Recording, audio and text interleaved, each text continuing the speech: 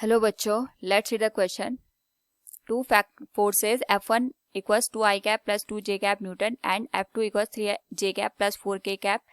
The angle between F1 and F2 is, here we have given four options. Now to answer this question, first we will discuss here the key concept, and here the key concept will be the dot product or scalar product of two given vector, which is given as F1 dot F2 equals magnitude of F1 multiplied with magnitude of F2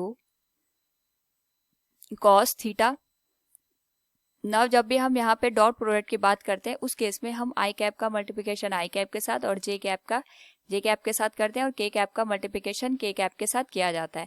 and I dot I one, J dot J one और के dot के one हमें यहाँ पे देखने को मिलता है. तो जो F1 की वैल्यू है, अगर हम इसकी बात करें, it will be given as 2i cap plus 2j cap Newton के बराबर, और जो F2 की वैल्यू है it is given as 3j cap plus 4k cap Newton के बराबर. नाउ क्वेश्चन के अकॉर्डिंग अगर हम यहाँ पे एंगल की बात करें तो यह जाएगा हमारे पास F1 dot F2 equals magnitude of F1 multiplied with magnitude of F2 into cos theta. हमें यहाँ पे थीटा एंगल की वैल्यू ही फाइंड आउट करनी है. सो अगर हम F1 की वैल्यू रखें तो it will be 2i cap plus 2j cap, और अगर हम F2 की वैल्यू रखें it will be 3j cap plus 4k cap. यहाँ पे F1 का जो मैग्नीट्यूड होगा it will be square root of coefficient of I cap square, that is 2 square plus coefficient of J cap, इसका स्क्वायर हो जाएगा, that will be 2 square multiplied with coefficient of F2 में हमारे पास आई cap नहीं given है, तो हम यहाँ पे सिंपल लेंगे square root of J cap के कोफिशिएंट का square, that is 3 square plus square of coefficient of K cap, that is 4 square, and it will be multiplied with cos theta.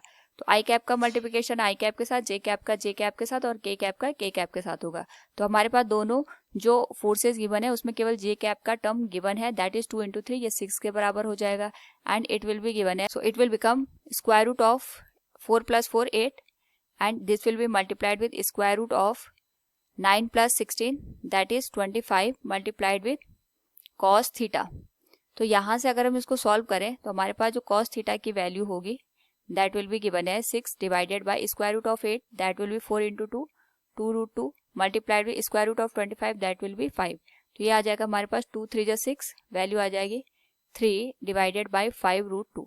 So from here अगर हम यहाँ पे cos theta को represent करें, it will B 3 divided by 5 root 2, यानी theta की value हो जाएगी cos inverse 3 by 5 root 2. This will be the final answer. So from the given question we can say the angle between F1 and F2 is theta equals cos inverse 3 divided by 5 root 2. Option B will be the right answer. Hope all you understood it. Thank you and best of luck.